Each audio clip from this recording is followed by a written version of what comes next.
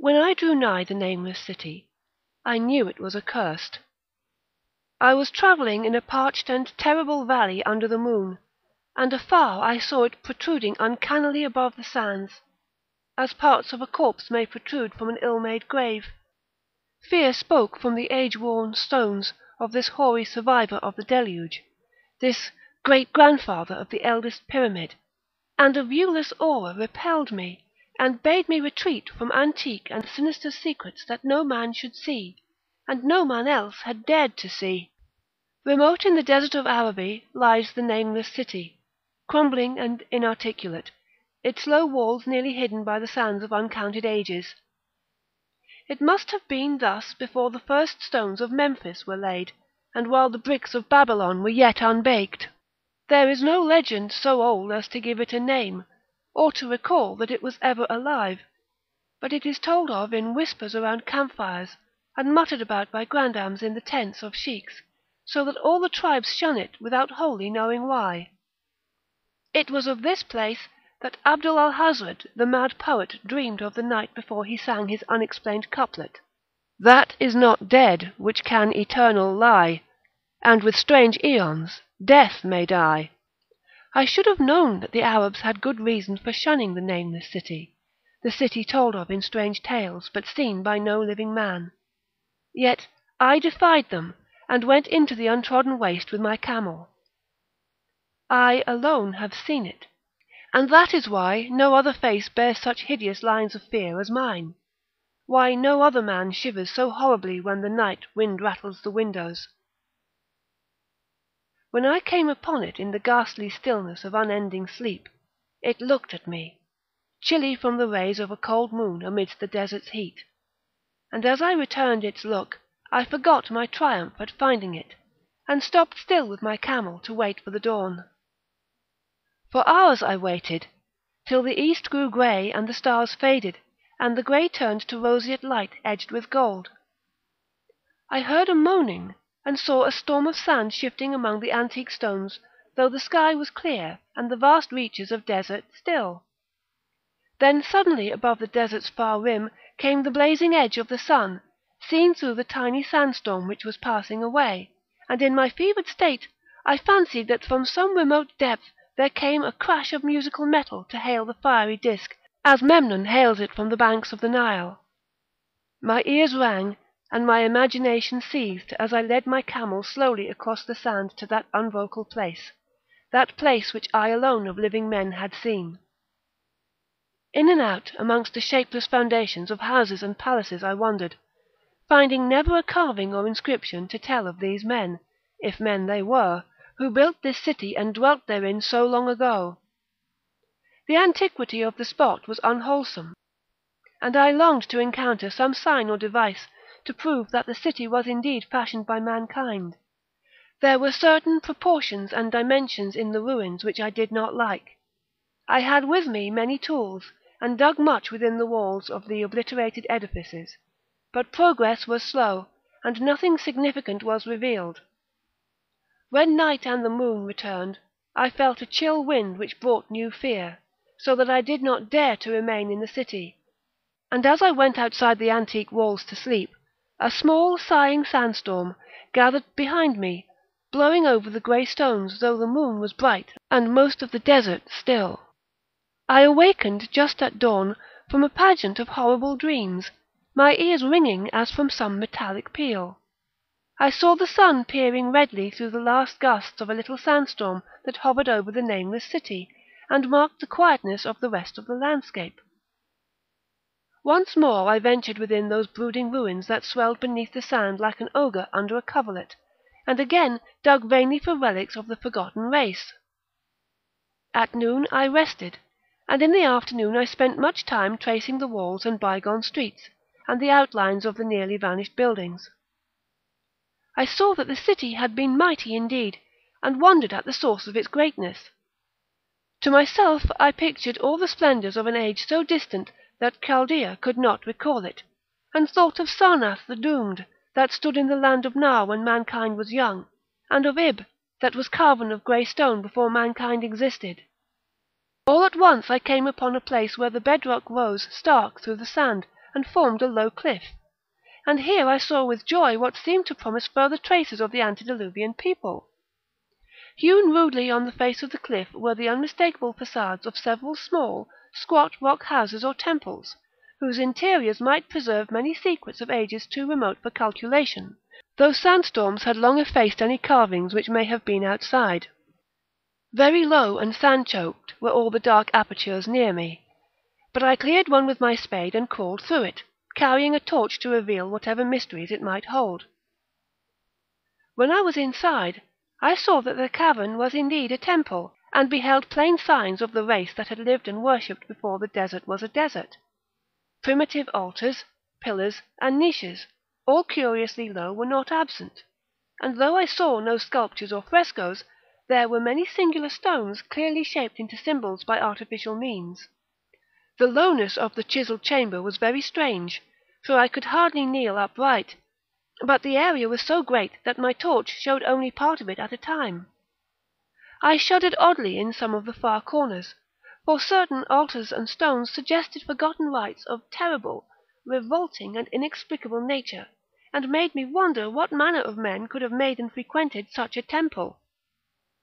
When I had seen all that the place contained, I crawled out again, avid to find what the temples might yield.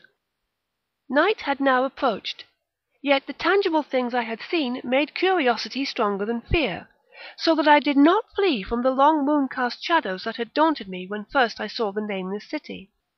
In the twilight, I cleared another aperture, and with a new torch crawled into it, finding more vague stones and symbols, though nothing more definite than the other temple had contained. The room was just as low, but much less broad, ending in a very narrow passage crowded with obscure and cryptical shrines. About these shrines I was prying, when the noise of a wind and my camel outside broke through the stillness, and drew me forth to see what could have frightened the beast.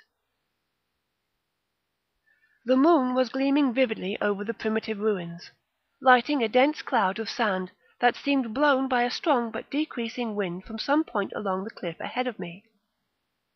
I knew it was this chilly, sandy wind which had disturbed the camel, and was about to lead him to a place of better shelter, when I chanced to glance up, and saw that there was no wind atop the cliff. This astonished me, and made me fearful again, but I immediately recalled the sudden local winds that I had seen and heard before at sunrise and sunset, and judged it was a normal thing. I decided it came from some rock fissure leading to a cave, and watched the troubled sand to trace it to its source, soon perceiving that it came from the black orifice of a temple a long distance south of me, almost out of sight. Against a choking sand cloud I plodded toward this temple, which as I neared it loomed larger than the rest, and showed a doorway far less clogged with caked sand. I would have entered had not the terrific force of the icy wind almost quenched my torch. It poured madly out of the dark door, sighing uncannily as it ruffled the sand and spread among the weird ruins. Soon it grew fainter, and the sand grew more and more still, till finally all was at rest again. But a presence seemed stalking among the spectral stones of the city, and when I glanced at the moon, it seemed to quiver as though mirrored in unquiet waters. I was more afraid than I could explain, but not enough to dull my thirst for wonder, so as soon as the wind was quite gone, I crossed into the dark chamber from which it had come.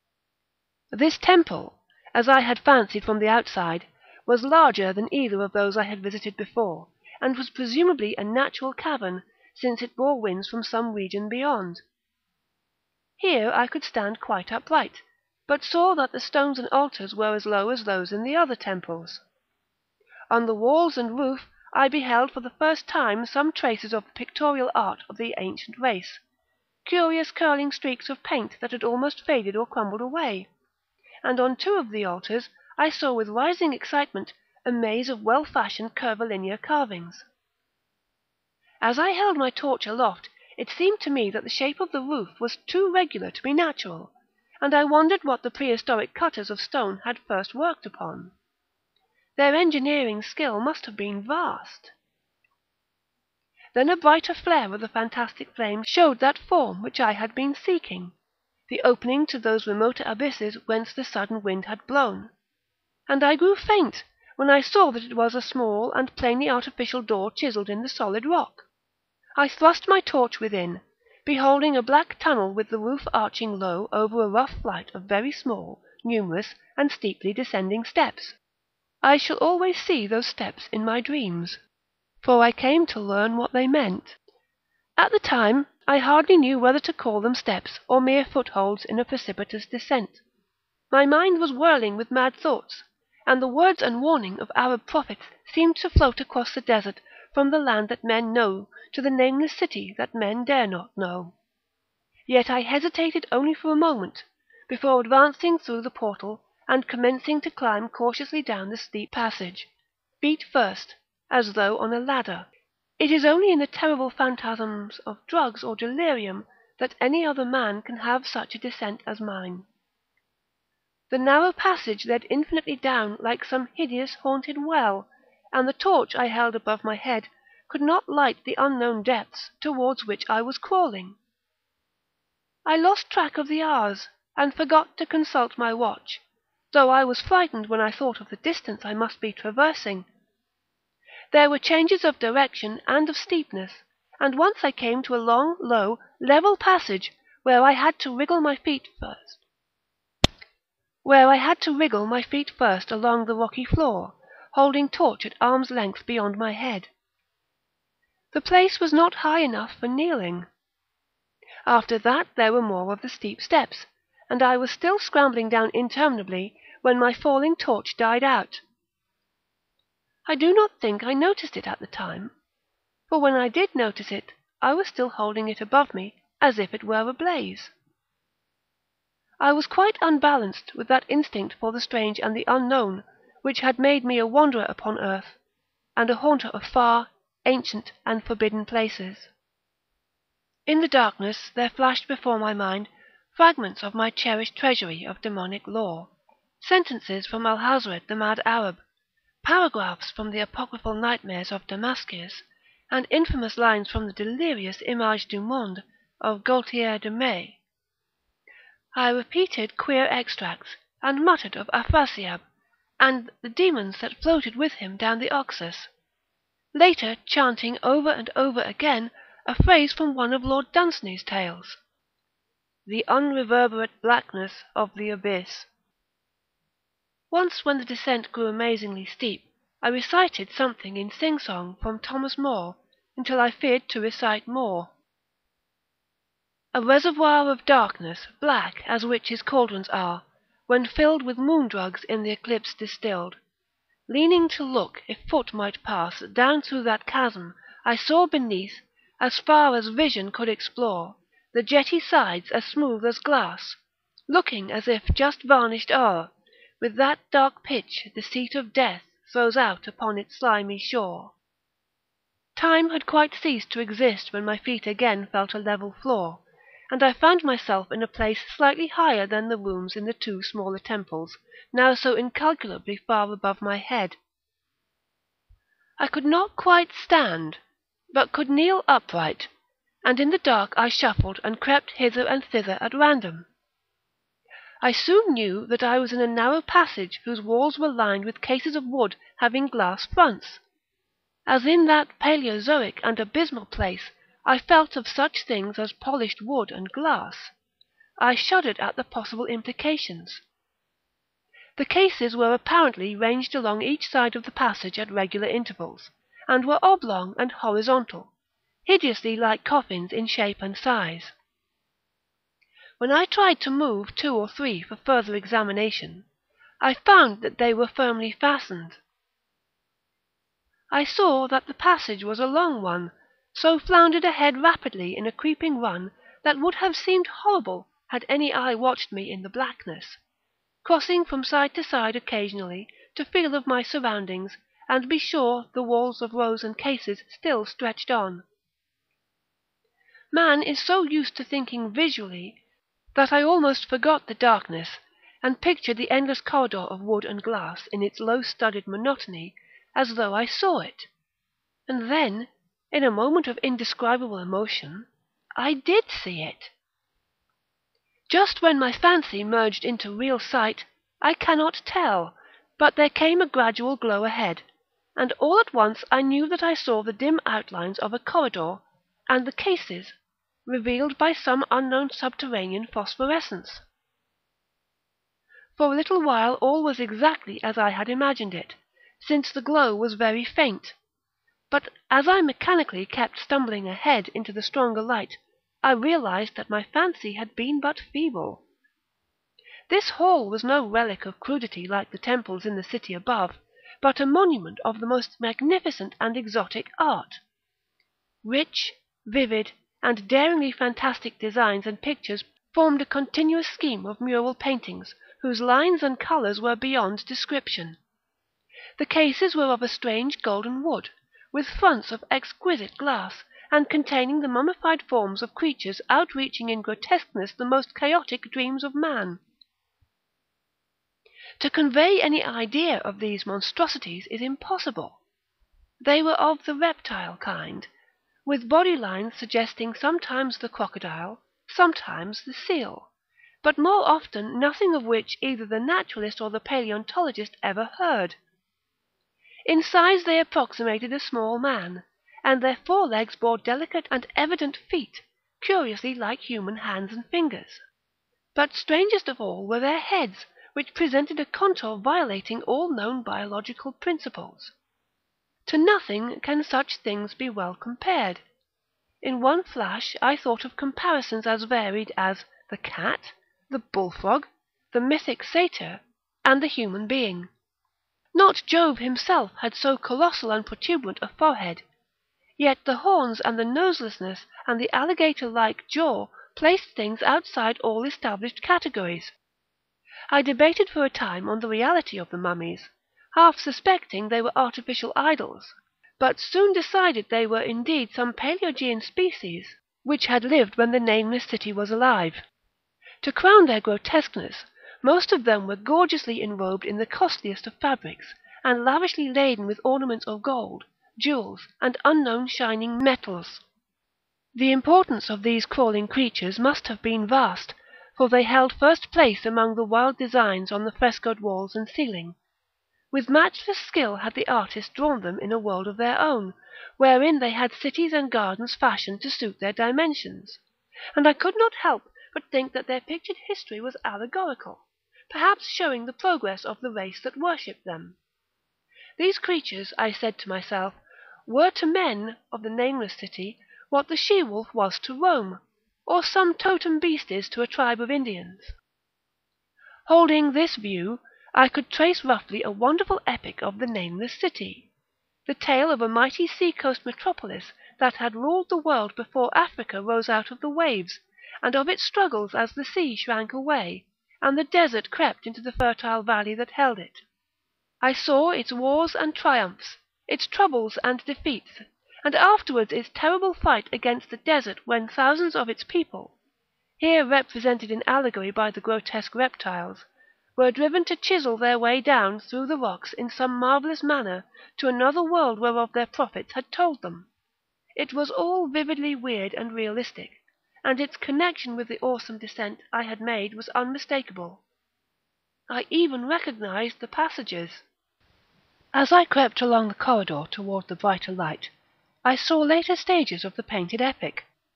The leave-taking of the race that had dwelt in the Nameless city and the valley around for 10 million years. The race whose souls shrank from quitting scenes their bodies had known so long, where they had settled as nomads in the earth's youth, hewing in the virgin rock those primal shrines at which they had never ceased to worship. Now that the light was better, I studied the pictures more closely and, remembering that the strange reptiles must represent the unknown men, pondered upon the customs of the Nameless city. Many things were peculiar and inexplicable. The civilization, which included a written alphabet, had seemingly risen to a higher order than those immeasurably later civilizations of Egypt and Chaldea. Yet there were curious omissions. I could, for example, find no pictures to represent deaths or funeral customs, save such as were related to wars, violence, and plagues, and I wondered at the reticence shown concerning natural death. It was as though an ideal of immortality had been fostered as a cheering illusion. Still nearer the end of the passage was painted scenes of the utmost picturesqueness and extravagance, contrasted views of the nameless city in its desertion and growing ruin, and of the strange new realm of paradise to which the race had hewn its way through the stone. In these views the city and the desert valley were shown always by moonlight, golden nimbus hovering over the fallen walls, and half revealing the splendid perfection of former times, shown spectrally and elusively by the artist. The paradisal scenes were almost too extravagant to be believed, portraying a hidden world of eternal day filled with glorious cities and ethereal hills and valleys. At the very last I thought I saw signs of an artistic anticlimax. The paintings were less skilful, and much more bizarre than even the wildest of the earlier scenes.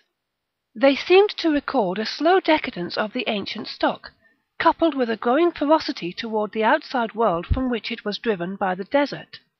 The forms of the people, always represented by the sacred reptiles, appeared to be gradually wasting away, though their spirit as shown hovering above the ruins by moonlight gained in proportion. Emaciated priests, displayed as reptiles in ornate robes, cursed the upper air and all who breathed it, and one terrible final scene showed a primitive-looking man, perhaps a pioneer of ancient Iram, the city of pillars, torn to pieces by members of the elder race. I remembered how the Arabs fear the nameless city, and was glad that beyond this place the grey walls and ceiling were bare. As I viewed the pageant of mural history, I had approached very closely to the end of the low-ceiled hall, and was aware of a gate through which came all of the illuminating phosphorescence. Creeping up to it, I cried aloud in transcendent amazement of what lay beyond, for instead of other and brighter chambers, there was only an illimitable void of uniform radiance, such one might fancy when gazing down from the peak of Mount Everest upon a sea of sunlit mist. Behind me was a passage so cramped that I could not stand upright in it. Before me was an infinity of subterranean effulgence. Reaching down from the passage into the abyss was the head of a steep flight of steps, small, numerous steps like those of black passages I had traversed, but after a few feet the glowing vapours concealed everything. Swung back open against the left-hand wall of the passage was a massive door of brass, incredibly thick and decorated with fantastic bas-reliefs, which could, if closed, shut the whole inner world of light away from the vaults and passages of rock. I looked at the steps, and for the nonce dared not try them. I touched the open brass door, and could not move it. Then I sank prone to the stone floor, my mind aflame with prodigious reflections which not even a death-like exhaustion could banish. As I lay still with closed eyes, free to ponder, many things I had lightly noted in the frescoes came back to me with new and terrible significance. Scenes representing the nameless city in its heyday, the vegetations of the valley around it, and the distant lands with which its merchants traded. The allegory of the crawling creatures puzzled me by its universal prominence, and I wondered that it would be so closely followed in a pictured history of such importance. In the frescoes the nameless city had been shown in proportions fitted to the reptiles. I wondered what its real proportions and magnificence had been, and reflected a moment on certain oddities I had noticed in the ruins. I thought curiously of the lowness of the primal temples, and of the underground corridor, which were doubtless hewn thus out of deference to the reptile deities there honoured, though it perforce reduced the worshippers to crawling. Perhaps the very rites here involve crawling in imitation of the creatures. No religious theory, however, could easily explain why the level passages in that awesome descent should be as low as the temples, or lower, since one could not even kneel in it. As I thought of the crawling creatures whose hideous mummified forms were so close to me, I felt a new throb of fear. Mental associations are curious, and I shrank from the idea that except for the poor primitive man torn to pieces in the last painting, mine was the only human form amidst the many relics and symbols of the primordial life. But as always, in my strange and roving existence, wonder soon drove out fear, for the luminous abyss and what it might contain presented a problem worthy of the greatest explorer. That a weird world of mystery lay far down that flight of peculiarly small steps I could not doubt, and I hoped to find there those human memorials which the painted corridor had failed to give. The frescoes had pictured unbelievable cities and valleys in this lower realm, and my fancy dwelt on the rich and colossal ruins that awaited me. My fears, indeed, concerned the past rather than the future. Not even the physical horror of my position in that cramped corridor of dead reptiles and antediluvian frescoes, miles below the world I knew, and faced by another world of eerie light and mist, could match the lethal dread I felt at the abysmal antiquity of the scene and its soul. An ancientness so vast that measurement is feeble seemed to leer down from the primal stones and rock-hewn temples of the Nameless city, while the very latest of the astounding maps in the frescoes showed oceans and continents that man has forgotten, with only here and there some vaguely familiar outlines. Of what could have happened in the geological ages since the paintings ceased and the death-hating race resentfully succumbed to decay, no man might say. Life had once teemed in these caverns and in the luminous realm beyond. Now I was alone with vivid relics, and I trembled to think of the countless ages through which these relics had kept a silent, deserted vigil. Suddenly there came another burst of that acute fear which had intermittently seized me ever since I first saw the terrible valley and the Nameless city under a cold moon. And despite my exhaustion, I found myself starting frantically to a sitting posture, and gazing back along the black corridor toward the tunnels that rose to the outer world. My sensations were like those which had made me shun the Nameless city at night, and were as inexplicable as they were poignant. In another moment, however, I received a still greater shock in the form of a definite sound, the first which had broken the utter silence of these tomb-like depths. It was a deep, low, moaning sound, as of a distant throng of condemned spirits, and came from the direction in which I was staring. Its volume rapidly grew, till it soon reverberated frightfully through the low passage, and at the same time I became conscious of an increasing draught of cold air, likewise flowing from the tunnels and the city above. The touch of this air seemed to restore my balance, for I instantly recalled the sudden gusts which had risen around the mouth of the abyss each sunset and sunrise, one of which had indeed revealed the hidden tunnels to me. I looked at my watch, and saw that sunrise was near, so braced myself to resist the gale that was sweeping down to its cavern home as it had swept forth at evening. My fear again waned low, since a natural phenomenon tends to dispel broodings over the unknown. More and more madly poured the shrieking, moaning night wind into the gulf of the inner earth. I dropped prone again, and clutched vainly at the floor for fear of being swept bodily through the open gate into the phosphorescent abyss. Such fury I had not expected, and as I grew aware of an actual slipping of my form toward the abyss, I was beset by 1,000 new terrors of apprehension and imagination. The malignancy of the blast awakened incredible fancies. Once more I compared myself shudderingly to the only human image in that frightful corridor, the man who was torn to pieces by the Nameless race. For in the fiendish clawing of the swirling currents there seemed to abide a vindictive rage, all the stronger because it was largely impotent. I think I screamed frantically near the last. I was almost mad, but if I did so my cries were lost in the hell-born babble of the howling wind-wraiths. I tried to crawl against the murderous invisible torrent, but I could not even hold my own as I was pushed slowly and inexorably toward the unknown world. Finally reason must have wholly snapped, for I fell to babbling over and over that unexplainable couplet of the mad Arab Alhazred, who dreamed of the Nameless city.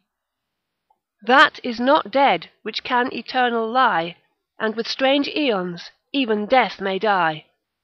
Only the grim brooding desert gods know what really took place, what indescribable struggles and scrambles in the dark I endured, or what Abaddon guided me back to life, where I must always remember and shiver in the night wind till oblivion, or worse, claims me. Monstrous, unnatural, colossal was the thing, too far beyond all the ideas of man to be believed, except in the silent, damnable small hours of the morning, when one cannot sleep. I have said that the fury of the rushing blast was infernal, cacodemoniacal, and that its voices were hideous with the pent-up viciousness of desolate eternities. Presently, These voices, while still chaotic before me, seemed to my beating brain to take articulate form behind me, and down there in the grave of unnumbered aeon-dead antiquities, leagues below the dawn-lit world of men, I heard the ghastly cursing and snarling of strange-tongued fiends. Turning, I saw outlined against the luminous ether of the abyss what could not be seen against the dusk of the corridor. A nightmare horde of rushing devils, hate-distorted, grotesquely panoplied, half-transparent devils of a race no man might mistake, the crawling reptiles of the Nameless city. And as the wind died away, I was plunged into the ghoul-pulled darkness of earth's bowels. For behind the last of the creatures, the great brazen door clanged shut with a deafening peal of metallic music, whose reverberations swelled out to the distant world to hail the rising sun, as Memnon hails it from the bank of the Nile. That is the end of The Nameless City by H. P. Lovecraft. Sweet dreams.